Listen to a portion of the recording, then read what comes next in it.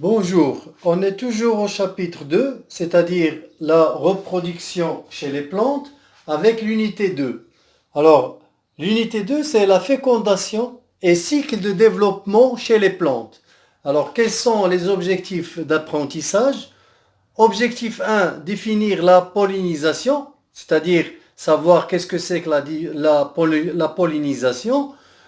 Objectif 2, décrire les modes de pollinisation, c'est-à-dire les différentes sortes de pollinisation. Troisièmement, schématiser les étapes et de la fécondation chez les fougères. Quatrièmement, représenter le cycle de développement chez les plantes à fleurs et les plantes sans fleurs. Au cours de la leçon dernière, nous avons vu les compositions de la fleur. Alors, ces éléments qui constituent la fleur, on peut les diviser en deux. Les éléments qui protègent la fleur et ils n'ont rien à voir avec la multiplication des plantes, ce sont le pédoncule, il est là, voilà le pédoncule, puis les sépales et les pétales.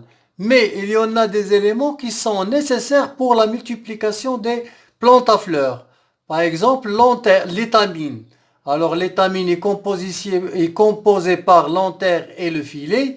Puis il y a ce qu'on appelle le pestil. Le pestil est constitué par le stigmate, voilà, il est là, puis le filet et l'ovaire. Alors, quel est le rôle de l'étamine? Alors le rôle de l'étamine, c'est la fabrication des gamètes mâles, c'est-à-dire les pollens. Alors, voyons tout d'abord les pollens.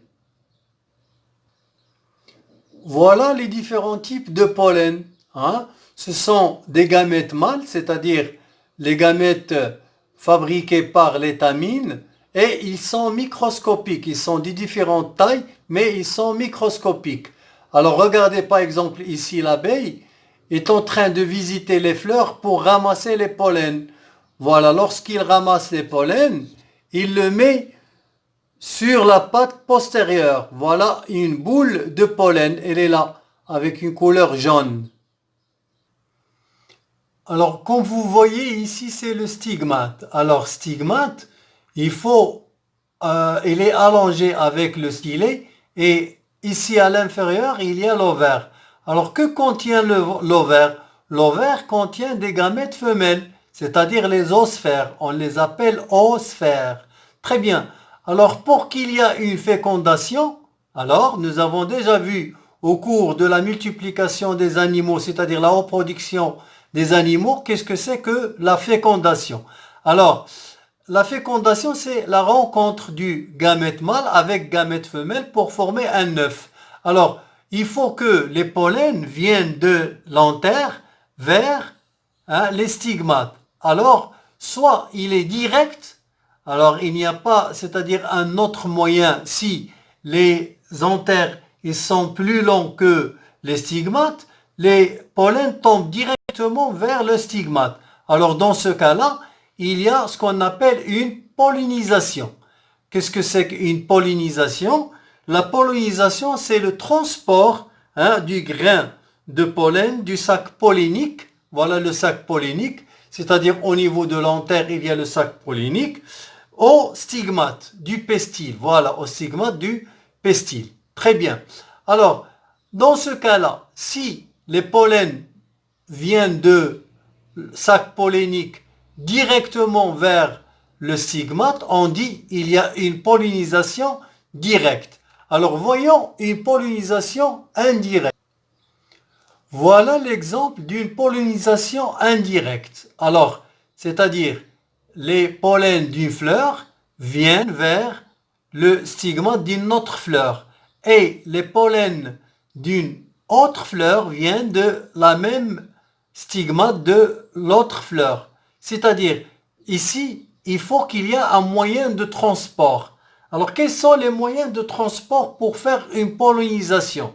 Ici, il y en a surtout les insectes, et surtout les insectes, surtout l'abeille. Mais il y en a beaucoup d'insectes qui font ce transport, c'est-à-dire la pollinisation indirecte. Il y a le vent, il y a les animaux, d'autres animaux, et l'eau, parfois il y a l'eau, Et parfois, c'est l'homme qui fait cette pollinisation indirecte. Et dans ce cas-là, l'homme, il cherche pour augmenter la production c'est-à-dire d'un fruit. Par exemple, chez les palmiers. Alors, chez les palmiers, en général, c'est l'homme qui fait la pollinisation pour avoir des dattes, pour avoir une production, une meilleure production de dattes. Très bien. Alors, comme vous voyez ici, il y a deux graines de pollen qui sont collées sur le stigmate. Hein. Regardez, une fois le grain de pollen est fixé sur le stigmate, il va allonger un tube. On l'appelle le tube pollinique. Alors, le tube pollinique, il va s'allonger au cours, c'est-à-dire à l'intérieur du stylet, vers l'ovaire. Hein, et il cherche l'ovule. Et qu'est-ce qu'il va faire? Il y a la migration d'une cellule reproductrice, voilà, mâle, la cellule reproductrice mâle, qui va migrer de graines de pollen vers l'ovule. Et la cellule mâle va féconder la cellule femelle de l'ovule et il va former ce qu'on appelle une graine. Alors la graine, il va se développer à l'intérieur de l'ovaire et l'ovaire, il va donner ce qu'on appelle le fruit. Et les pétales et les sépales, ils vont tomber et ils vont donner un fruit. Par exemple, si vous prenez l'orange, alors l'orange, qu'est-ce que c'est que l'origine de l'orange? C'est l'ovaire de la fleur des orangiers. Une fois la fleur, tous les ovules ils sont fécondés, ils se transforment en graines et l'ovaire va se transformer en fruit. C'est l'orange. J'ai donné comme exemple l'orange. Très bien. Maintenant, on va voir le cycle de développement de fève. Voilà la fève. Vous connaissez bien la fève. Elle est là. Et voilà la plante de la fève. Alors, comment se fait la multiplication des fèves et le cycle de développement de la fève? Alors, voyons ce document. Alors, comme vous voyez ici, ce sont les graines de fèves. Alors, comment ils vont, à partir des graines, ils vont donner d'autres fèves. Alors, on va voir comment ils vont se développer, c'est-à-dire le cycle de développement pour donner d'autres fèves. Alors, regardez ici. Alors, une fois la fève est tombée sur le sol, il va germer et il va donner une petite plante. Voilà, une petite plante de la fève. La petite plante de la fève va se croître et va se développer pour être adulte. Une fois il est adulte, il va donner des fleurs. Voilà les fleurs. Alors les fleurs, ce sont, si vous voulez, les sources de la reproduction et la multiplication des plantes. Pourquoi? Parce qu'il y en a les gamètes mâles et les gamètes femelles. Donc il y a ce qu'on appelle une fécondation à l'intérieur de la fleur. Une fois il y a une fécondation, il y a la formation des graines et la formation de fruits. Voilà le fruit. Une fois le fruit est mûr, il va donner d'autres graines qui vont germer aussi et ils vont donner une autre plante de fèves. Et ainsi de suite.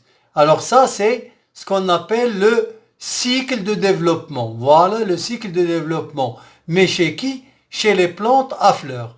Voyons maintenant le cycle de développement chez les plantes sans fleurs. Chez les plantes sans fleurs, on prend l'exemple de la fougère. Alors regardez, une fois la plante devient adulte, il donne ce qu'on appelle des sacs de pollen, c'est-à-dire les sporanges. Alors, le sac de sporanges va donner des spores. Une fois les spores ils sont tombés sur le sol, ils vont se développer en protale. Le protale jeune, il va grandir et il va donner des gamètes mâles et femelles. Alors, les gamètes mâles et les gamètes femelles, les gamètes mâles vont se migrer vers les gamètes femelles ils vont se déplacer avec des flagelles vers les gamètes femelles. Et il y aura une fécondation. La fécondation va donner un œuf, et un œuf, il va donner un jeune fougère. Alors le jeune fougère va se développer et donner un fougère adulte. Une fois il est adulte, il va donner des sacs de spores, c'est-à-dire les sporanges. Les sporanges vont donner des spores, les spores vont germer, vont donner un protal. Et le protal, c'est l'origine des gamètes mâles et des gamètes femelles. Les gamètes mâles vont vers les gamètes femelles, ils vont féconder les osphères des femelles, c'est-à-dire les ovules des femelles, et ils vont donner un œuf. L'œuf va donner un autre fougère jeune et ainsi de suite. Alors ça, c'est le cycle de développement des plantes sans fleurs. Nous avons pris comme exemple, ici c'est la fougère. Alors nous avons terminé la reproduction chez les plantes. La leçon ou bien les leçons, les prochaines leçons, on va attaquer la reproduction chez les êtres humains. Alors au revoir.